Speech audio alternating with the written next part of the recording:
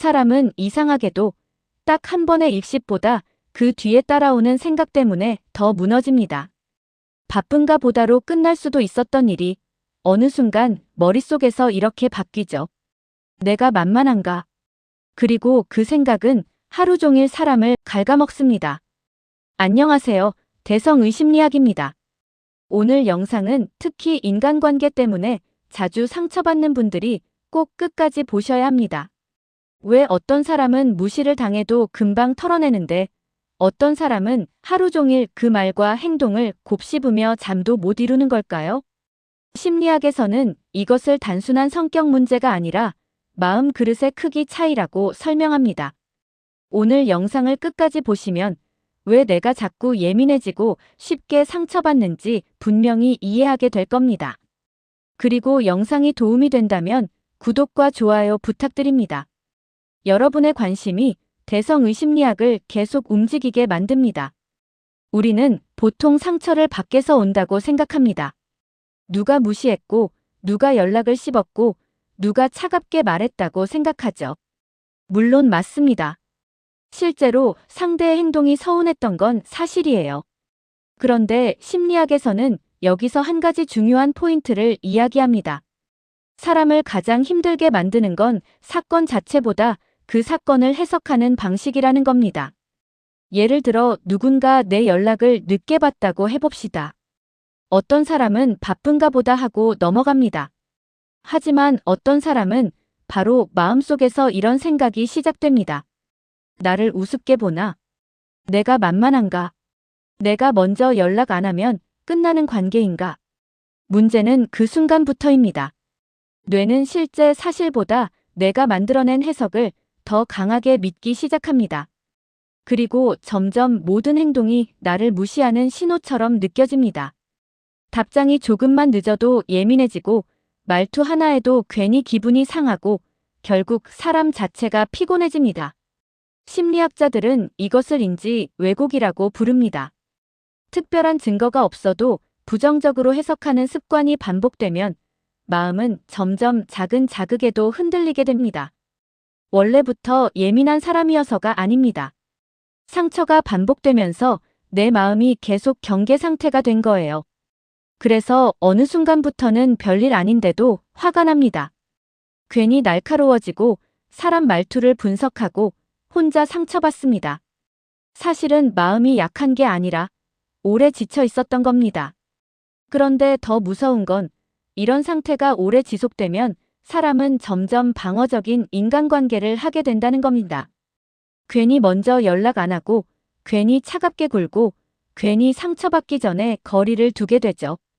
왜냐하면 또 상처받고 싶지 않으니까요. 그런데 여기서 정말 중요한 문제가 하나 있습니다. 상처를 많이 받은 사람일수록 점점 더 상대의 행동을 예민하게 관찰하게 된다는 겁니다. 이건 성격이 이상해져서가 아닙니다. 뇌가 또 다치면 안 된다라고 스스로를 보호하기 시작한 결과예요. 예전에 상처받은 경험이 많았던 사람들은 관계 속에서 작은 변화에도 민감하게 반응합니다. 평소보다 답장이 느리면 불안해지고 말투가 짧으면 괜히 기분이 가라앉습니다. 심지어 상대는 아무 의미 없이 한 행동인데도 내 머릿속에서는 이미 수십 가지 해석이 시작됩니다. 나 싫어진 건가? 내가 귀찮은가? 역시 사람은 다 똑같네. 문제는 이 생각들이 반복될수록 내 마음이 점점 더 피곤해진다는 겁니다. 실제로 아무 일도 일어나지 않았는데 혼자 이미 상처를 다 받아버린 상태가 되는 거죠. 심리학에서는 이것을 정서적 확대 해석이라고 설명합니다. 작은 신호를 크게 받아들이고 아직 확인되지 않은 감정을 사실처럼 믿게 되는 상태입니다. 특히 자존감이 많이 지쳐 있을 때 더 심해집니다. 그래서 사람들은 자꾸 착각합니다. 나는 원래 예민한 사람이야. 하지만 꼭 그렇지만은 않습니다. 대부분은 오래 참아왔고, 오래 눈치 봐왔고, 오래 상처받아왔기 때문에 그렇게 변한 겁니다. 실제로 인간은 반복적으로 무시당했다고 느끼면 뇌가 인간관계를 위험한 영역으로 인식하기 시작합니다. 그러면 별일 아닌 상황에서도 긴장하게 됩니다. 마치 작은 소리에도 깜짝 놀라는 사람처럼요. 그래서 어느 순간부터는 사람을 만나는 것 자체가 피곤해집니다. 괜히 혼자 있는 게 편하고 연락 오는 것도 부담스럽고 가까워지는 관계가 무섭게 느껴집니다. 상처받기 싫으니까요.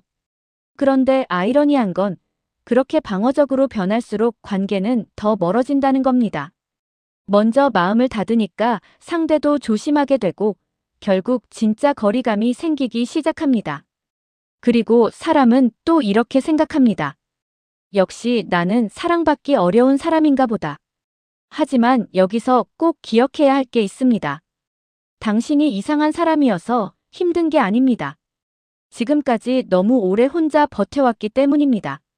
마음의 그릇은 원래 타고나는 게 아닙니다.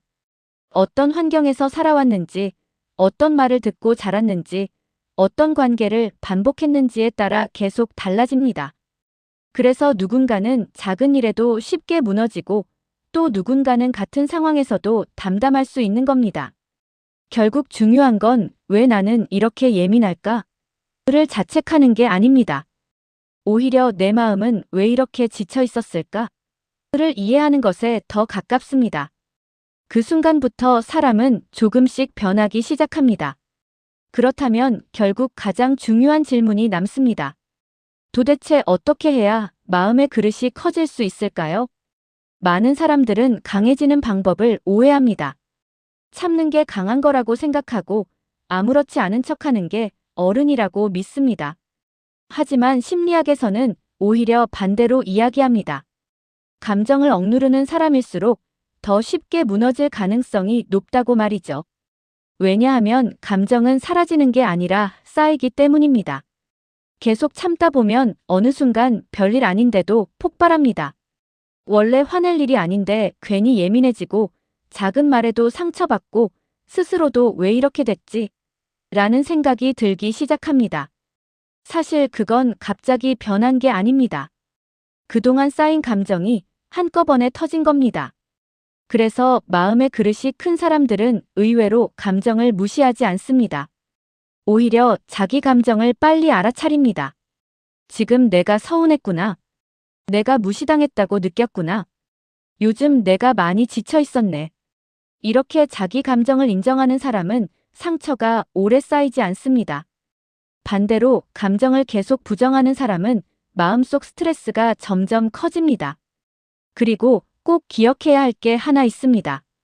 누군가의 행동이 내 가치를 결정하는 건 아니라는 겁니다. 연락이 늦었다고 해서 내가 가치 없는 사람이 되는 건 아닙니다.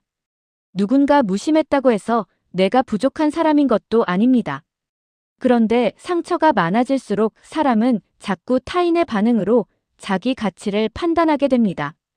답장이 빠르면 안심하고 느리면 불안해집니다. 관심을 받으면 괜찮다가 조금 멀어지면 스스로를 의심합니다. 하지만 진짜 단단한 사람은 관계 안에서도 자기 기준을 잃지 않습니다. 상대의 태도와 내 존재 가치를 분리할 줄 압니다. 물론 하루아침에 바뀌지는 않습니다. 오랫동안 상처받아온 사람은 그만큼 회복에도 시간이 필요합니다. 그래도 분명한 건 있습니다.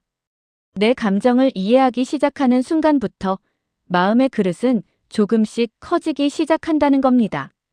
예전에는 연락 하나에도 하루 종일 흔들렸다면 이제는 조금씩 생각하게 됩니다. 상대의 행동이 내 인생 전체를 설명하는 건 아니구나. 바로 그때부터 사람은 덜 흔들립니다. 덜 불안해지고 덜 예민해지고 관계에 끌려다니지 않게 됩니다. 혹시 지금 여러분도 자꾸 상처받고 괜히 예민해지고 인간관계가 버겁게 느껴진다면 오늘 이것만 기억해 주세요. 여러분의 마음이 이상한 게 아닙니다. 지금까지 너무 오래 혼자 견뎌왔던 겁니다. 오늘 영상이 조금이라도 위로가 되셨다면 구독과 좋아요 부탁드립니다. 여러분의 이야기를 댓글로 남겨주시면 다음 영상에서도 함께 다뤄보겠습니다. 여기는 대성의심리학이었습니다. 감사합니다.